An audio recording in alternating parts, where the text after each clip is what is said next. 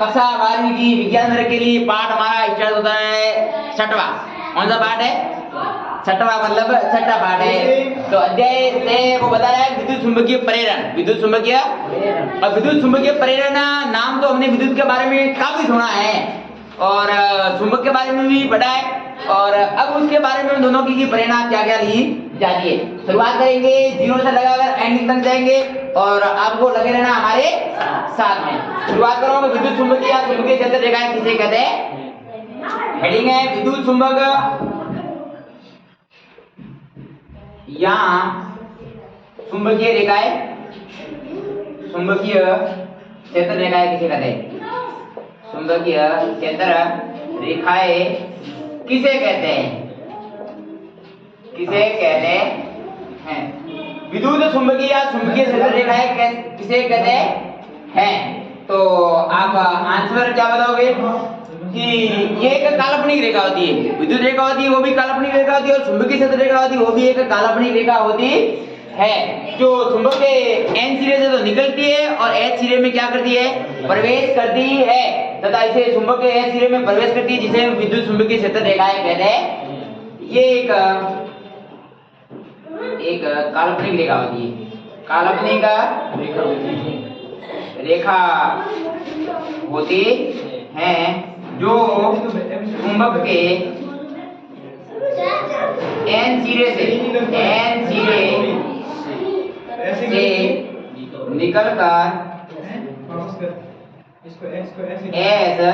सिरे में प्रवेश करती है। सिरे में प्रवेश करते हैं जिसे चुंबकीय क्षेत्र रेखा कहते हैं। जिसे चुंबकीय क्षेत्र रेखाएं कहते हैं। क्षेत्र रेखाएं कहते हैं।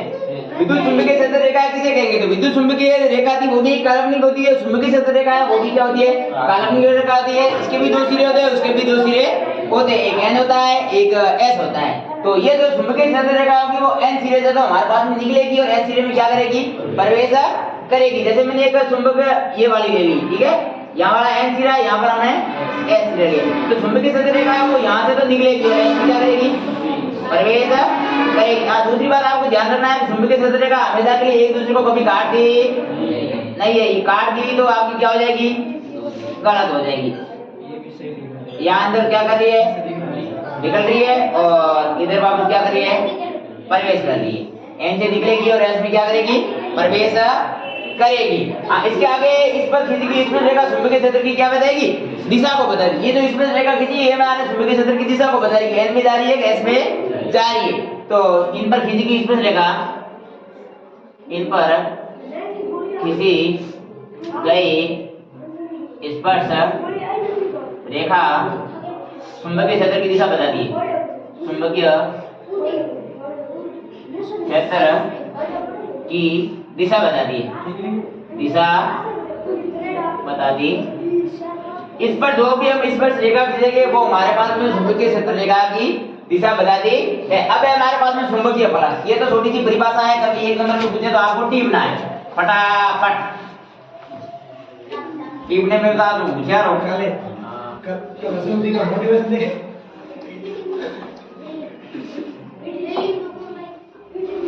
हाँ, अब हमारा आता है कि चुंबकीय फलक किसे कहते हैं। आपने पढ़ा भी होगा, किताबों में देखा भी होगा। देखा तो नहीं है। चुंबकीय फलक किसे कहते हैं? चुंबकीय फलक। हेडिंग हमारी है चुंबकीय फलक। चुंबकीय फलक क्या है? चुंबकीय फलक किसे कहते हैं? चुंबकीय फलक कैसा होता है?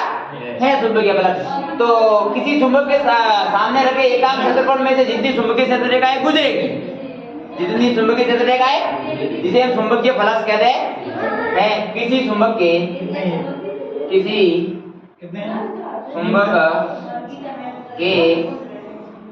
एकांक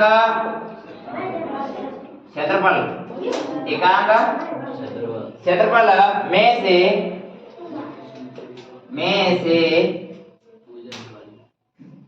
में से जितनी चुंबकीय क्षेत्र रेखाएं जितनी चुंबकीय क्षेत्र रेखाएं पार हो जाए या गुजरेगी, क्षेत्र रेखाएं पार हो जाती है, चुंबकीय फ्लक्स कहलाता है। क्या कहलाता है? चुंबकीय फ्लक्स कहलाता है। चुंबकीय फ्लक्स कहलाता। चुंबकीय फ्लक्स किसे कहेंगे? आप जब कोई चुंबकीय एकांक क्षेत्रफल है में से जितनी चुंबकीय क्षेत्र रेखाएं गुजर जाएगी या पार हो जाती है उसे हम चुंबकीय फ्लक्स कहते हैं। इसे फाई से प्रदर्शित करें। चुंबकीय फ्लक्स को इसे प्रदर्शित करते हैं जिसे फाई से प्रदर्शित नाम देते हैं ना, जब मैं पढ़ाते हैं करते हैं, इसे फाई से प्रदर्शित करते हैं। और चुंबकीय फ्लक्स का मात्रक क्या होता है? इसका मात्रक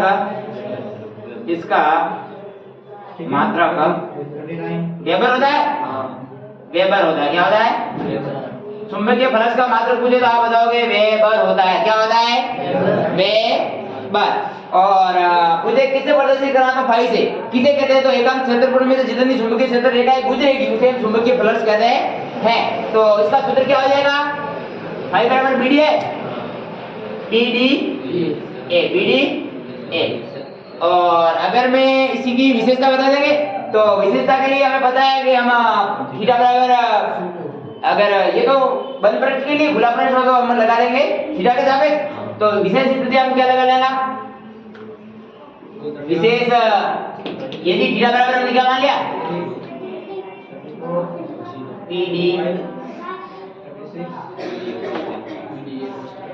पी डी ए कोस क्या होता है?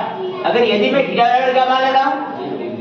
0 डिग्री हो तो हमारे पास में क्या हो जाएगा?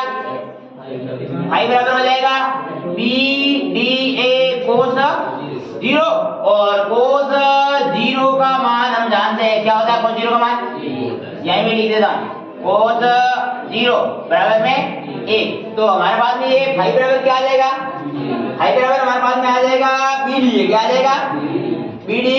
ये पहली स्थिति तो ये लग जाएगी। और दूसरी स्थिति में अगर हम थीटा बराबर क्या ले लेते हैं? लंबवत। यहाँ 90 ले लेते हैं। क्या ले ला?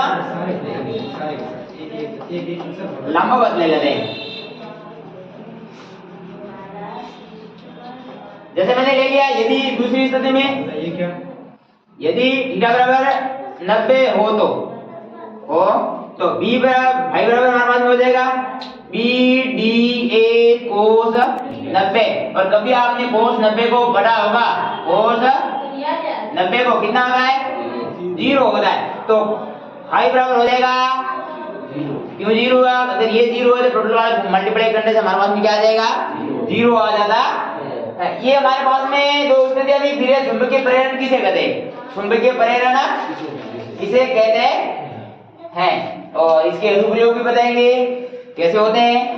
पहली बात बता दी चुंबकीय क्षेत्र रेखा किसे कहते हैं। दूसरी बात बताइए